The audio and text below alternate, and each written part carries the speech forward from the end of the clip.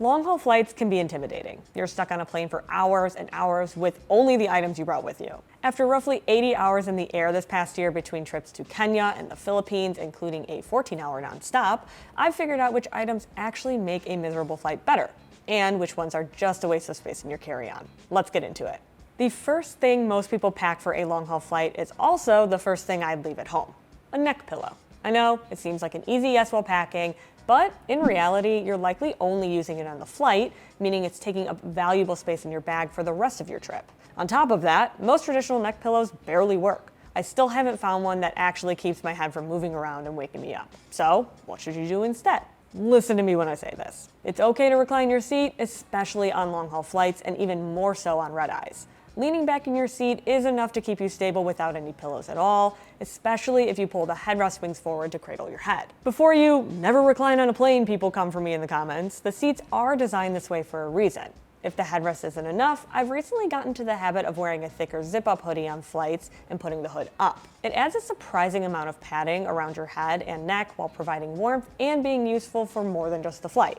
Now, if you do want a dedicated neck pillow, one of our Pack Hacker Pros designed one that doubles as a packing cube. It's become one of my go-tos because it's functional space instead of taking up room, and it essentially acts like those headrest wings to keep your head in place. It can also be used as lumbar support while you're reading, working on the computer, or watching Netflix. You'll hear this throughout the video. If an item is only valuable for the flight, don't bring it. Find items that are multi-purpose as much as possible. For example, if you're already packing a warm layer for your destination, make it your plain layer too.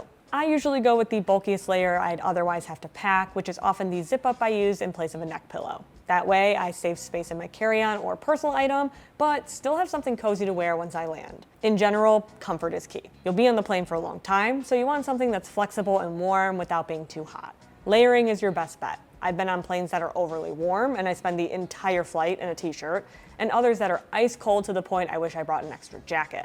Regardless of temperature, I always wear pants. Sometimes it's leggings, sometimes my favorite stretchy Prana cargo pants, sometimes sweatpants. If I go the sweats route, which I literally just did on a flight to London, I'll still try to look reasonably put together. Now, I'm curious, what's your take on this? Some people think that flight comfort has gone too far and that travelers should start dressing nicer again. The Tampa airport even joked about banning pajama pants and Crocs. We're not here to yuck anyone's yum, but there's also the reality that you're often walking through airports and heading straight to your destination, so it helps to be a little bit more presentable. Or you can split the difference and bring a change of clothes for when you land, which is also what I did on my recent flight to London. On my trip to Tanzania, I changed after the first 12-hour leg because I just felt pretty gross. Even fresh socks and underwear makes a huge difference. There are some creature comforts that I refuse to leave behind, and an eye mask is one of them. I know that I said you should avoid bringing things that you'll only use on the plane, but an eye mask has more versatility than the neck pillow we talked about earlier. Plus, there are a few options depending on what kind of sleeper you are. If the material touching your eyelashes doesn't bother you, we'd recommend a neck gaiter, like a buff. During the flight, you can pull it over your eyes on a mask, and when you get to your destination, you can choose to use it as a neck warmer, face protection, or even a hat. However, if anything touching your eyes makes it hard to sleep, like it does for me, we recommend a mask that sits slightly elevated off your face. My go-to pick has been the turtle face mask because it lets you reposition the eye circles until the light is fully blocked. I tend to open my eyes when I'm trying to sleep on planes, and this mask lets me do that without any light getting in, so my brain doesn't switch into awake mode. Gum is another must-have for me. Every time I don't have gum, there's a moment in the flight where I'm thinking, I wish I had some gum. Not only does it help with ear pressure during the flight, it's also a good way to freshen your breath when you need it, whether that's after an in-flight meal or your mouth is feeling a bit dry from the recycled air. It also helps get rid of that stale taste if you fall asleep with your mouth open. No judgment, you're not alone here.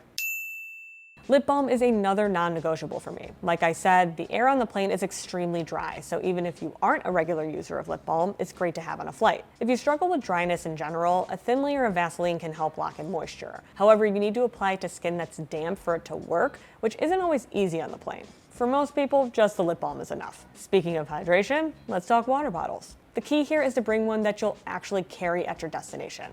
I cannot tell you how many times I've packed a big stainless steel bottle for the plane and then resented it every single day of the trip because it's annoying to lug around. In Tanzania, I said some version of "I'm so annoyed I brought this" at least a dozen times. Especially because the tap water there isn't drinkable, so I ended up with a bunch of plastic bottles anyway. It made my reusable bottle redundant, a burden, and a waste of space in my kit. If you tend to leave your water bottle at the hotel or largely plan on hydrating at restaurants throughout the day, I'd highly recommend a collapsible bottle. It shrinks down as you drink and takes up almost no space when empty. If you want an insulated bottle, I'd skip the huge 32 or 40 ounce sizes and go with something smaller around 18 to 24, and just refill as you go. Now for something fun, entertainment. Even if you're taking a red eye and plan to sleep, you'll want something to do while you're awake. Most modern airplanes have built-in entertainment stations with new movies. However, sometimes these screens just straight up don't work, so it's important to not leave your entertainment up to chance for a 12-hour flight. I'd highly recommend downloading media before you leave the house, since airport Wi-Fi is slow and unreliable. My personal setup includes a few episodes of something I've been meaning to watch, some albums I can fall asleep to easily, episodes of my favorite podcasts, and a couple puzzle games that work offline. This covers every mood: sleepy, bored, restless, and relaxed. I also like to have a book to read. I have a whole setup for my Kindle so I can read in absolute comfort, but we'll get to that in a little bit. But first, you'll need a way to watch all those shows and listen to that music. And for me, noise-canceling headphones or earbuds are a non-negotiable on a long flight. The key here is that they're noise canceling. For me, it's important to tune out that low-frequency drone from a plane as well as noise from other passengers. Plus, if they're comfortable to sleep in, you can skip the earplugs. Whether you prefer earbuds or over-ears is completely up to you.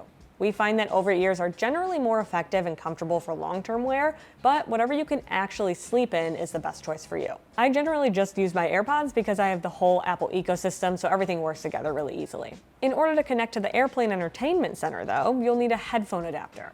It'll allow you to connect your headphones via Bluetooth instead of corded headphones that you either have to take off or unplug every time someone in your row wants to get up. However, I personally like to bring a pair of wired headphones anyway. They stay in my travel kit year-round, so I never have to remember to pack them. I use them for the in-flight entertainment, then switch back to my wireless earbuds for everything else. What about you?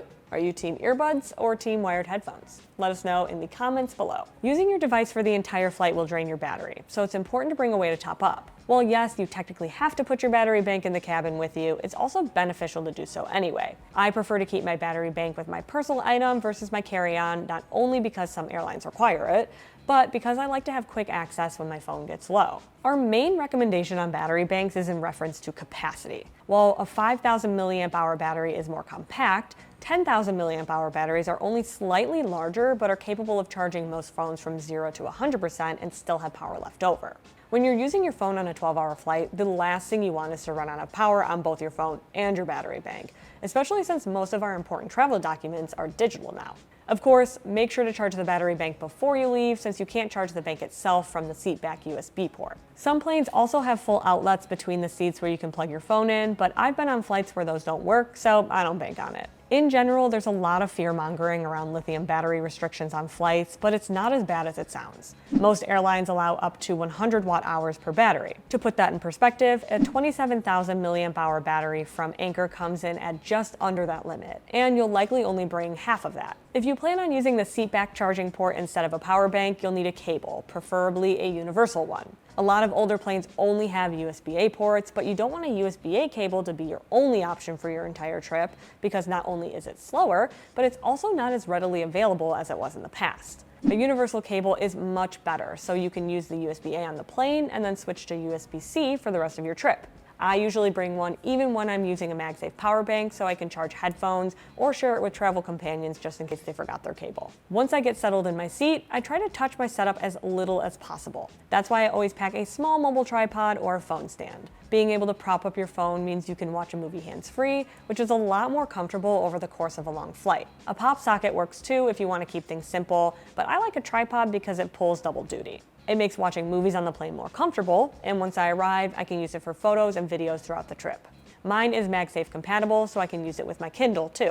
I added a MagSafe ring to the back of my Kindle, which lets me prop it up at whatever angle is most comfortable. If I'm really settling in for a long flight, I even pair it with a page-turning remote so I can lean back, relax, and read without constantly reaching up. It's a small quality of life upgrade, but on a 12-hour flight, those little improvements add up fast. Snacks also make me happier on a flight. I like to bring two kinds, one to keep me full, like a protein bar or trail mix, and one to bring me joy, like Cheez-Its or Nerds gummy clusters. That last one is reserved for around hour 8 when I'm bored and I need a little something to look forward to. It's for morale, honestly. Everyone needs a sweet treat every once in a while. With that said, long-haul flights usually feed you pretty well. You'll get meals, sometimes multiple, so don't overpack when it comes to food. You mostly just want something for the gaps where you might get hungry or don't like what they're serving. Worst case scenario, you've got a snack for another day of your trip or the flight home. There are also things that you're probably already packing that we recommend keeping within reach at your seat. For me, that usually includes a small comfort and health kit. Things like antacid, Imodium, and Dramamine just in case travel throws your system off. I'll usually keep those in the same pouch as my toothbrush, toothpaste, and deodorant so I can freshen up mid-flight or right when I land. I've also started bringing body wipes. They're great for wiping down your face and hands, especially in dry cabin air, and I'll often use them before applying moisturizer or just to feel a bit fresher during long travel days. For disinfecting, I stick with my hand sanitizer so I can clean my hands before and after eating snacks. Wipes work too, but I don't love the residue they tend to leave behind. And more recently, I've added compression socks, especially on flights over 8 hours. They've helped with circulation and swelling, and I'll even wear them at night after long days of walking. While this gear works great for long-haul flights, some of it is overkill for shorter trips. I'm talking about 1 to 4 hour flights where you're not trying to get any real sleep. For example, you can skip the neck pillow entirely. The eye mask is only worth bringing if you actually needed to sleep at your destination. You can also scale down your power bank to something like 5,000 milliamp hours or skip it altogether if your phone is already charged. I would also usually leave the change of clothes packed away or at home for shorter flights. Instead, stick to the basics: headphones, a small snack, lip balm, gum, and whatever you use for entertainment. On short flights, the goal is not to build a sleep system, it's to stay comfortable. Think of it this way: the longer the flight, the more worth it is being prepared. If you forget to download a couple shows before a 3-hour flight, it's not a big deal. On a 16-hour haul, that same mistake feels a lot worse. That's our take on in-flight necessities. Long flights don't have to be intimidating. A little preparation goes a long way. If you keep your gear versatile and purposeful, you'll land ready to explore instead of needing time to recover. Let us know what we missed in the comments, and we'll see you in the next one.